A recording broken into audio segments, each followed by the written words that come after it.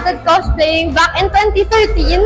Ako yung tipong tao na gusto kong inuulit-ulit yung isang character na gustong-gusto ko. Ulitin ko with different dress or different outfit versions hanggang sa dumami na yung cosplays ko of one character. Kaya I think kahit 10 years na ako nagko-cosplay, parang konti lang pa din kasi hobby ko mag-ulit-ulit ng character kasi ganun ko ka-love yung character na kina-cosplay. Kung may isang anime character ka na gusto mong i-cosplay to represent as yourself, sino siya at bakit? Hobby Talking!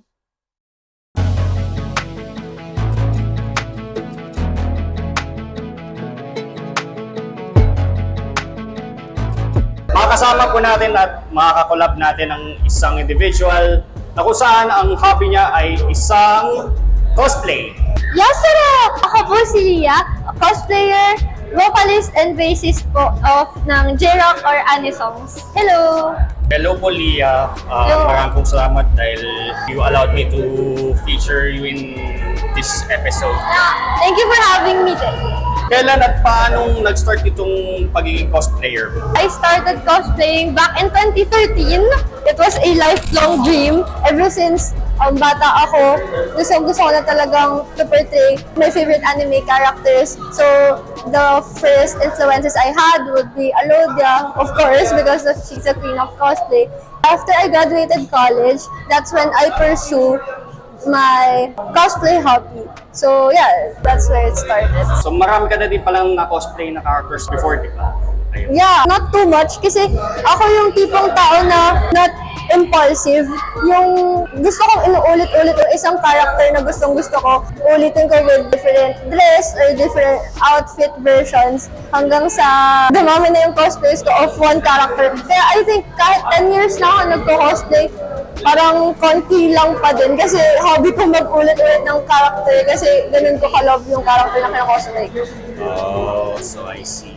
Bukod sa pagko-cosplay mo pala, na-involved ka pa sa mga other activities like yung mga rock bands, pagsali sa mga karaoke contest? Yeah, so sobrang active din ako sa mga contests. Nag-start talaga ako mag-singing contest lang kasi hindi naman talaga ako sanay mag-band. Pero dream ko din makatugtog sa isang band with anime songs. So after I was exposed with singing contests, I finally joined a J-Rock band. So since around 2017, I'm joining Battle of the Bands in anime conventions. So, Lia, sabi mo na kasali ka sa mga Battle of the Yeah. Bands. As of current, meron kang isang banda na sinalihan. Ano palang pangalan ng banda niyo? Yeah, my band right now is Sonata, but as of now, we're not really active. So I'm pursuing another career, which is going idol, wherein I have to express myself through singing and dancing. Actually, I heard that for the first time yung na-perform ka sa stage Yeah. kasama ng banda mo. Yeah. You were there Yeah. and was cheering for you. Yeah, thank you. Lia, Yes. meron tayong mga tinatawag na mga postcards, na mga photo sets, or yung mga kahit anong items na binibenta mo for general audience. Yeah. Ano ba itong mga postcards na to, itong mga photo sets na to?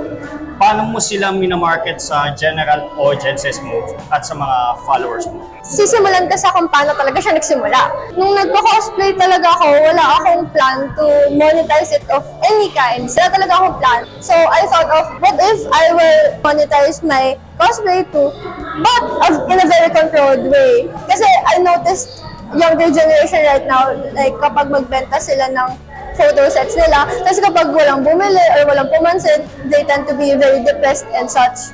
But ako, I frame my mind na it doesn't matter kung may bumili. The most important part is nag-enjoy ako. So, may bumili man o wala, panalo na rin ako. I said it for the people who appreciate, and it's okay naman if they appreciate it without monetary value.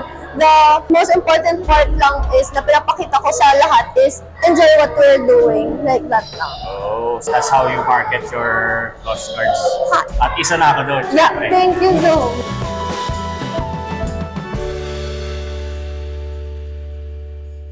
Parang may napansin lang ako kasi habang nag-i-interview tayo kasi parang may kakaibas dito sa damit ko.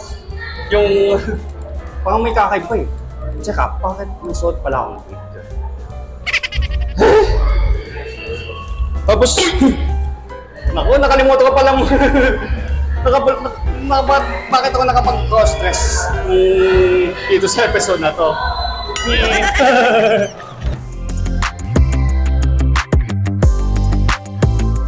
Lia, Yeah. alam naman natin na sa pagko-cosplay mo, may nag-enjoy ka Yeah. all you can. So, as a cosplayer yourself, ano ba yung mga naging experiences mo, yung mga naging struggles mo before as a cosplayer? I can't really say na struggle siya kasi I don't focus on the negative side na nakikita ng ibang tao when it comes to cosplay. I just focus on the positive part, which is I like this character, I cosplay her, and I don't really care much what other people would say. So yeah, I don't really care much if ever may negative man na about cosplay. Kumbaga, kung kinosplay mo yung character yun, sige lang. Yeah, oo. Whether they like it or not, kinosplay mo. Kasi that's the point eh. That's the point of cosplay. Why cosplay for others? Cosplay for yourself. Ikaw yung nagdadamit. Ikaw yung gumagastos. Hindi naman sila. So, kumbaga, walang pakialaman ng Oo. yun yung punto to. Kaya sabi mo na ano lang, tuloy lang. Yeah. Kumbaga sa isang linya ng kanta doon na ituloy mo lang ang gusto mo na as long as walang na wala pinatapangang kang... tao. Tama! Tama, di ba? Yeah. Kaso, As a cosplayer yourself, kung may isang anime character ka na gusto mong i-cosplay to represent as yourself, sino yung anime character na yun? Sino siya at bakit? well, obviously, it's you. Of course, it's you. Physically wise, feeling ko we're kinda hawig. Or medyo hawig the facial shape, the hair, the body type. I feel like we're kinda same. So, aside from that, the deeper one, I love how she cared for her friends. The super todo na to, friend kita, so susuportahan kita. And at the same time, siyo ay matampuhin. Remember yung episode? So, na-feel ko na I'm this character and sobrang na-feel ko yung mga na-feel niya throughout the series. Energetic siya and passionate sa craft niya. So, yeah, kaya I really like her. So, ganun pala. Ikaw as Yu Watanabe, yung it actually represent as yourself. Yeah. Kumbaga ako, nag-cross-dress as Chika Takami. Kumbaga, naging character ko na si Chika Takami. It's a matter or fact na yung kino-cosplay nating character, it represents our own self, our personalities. True, yeah. That's an important part of cosplay, to be honest. Ayun.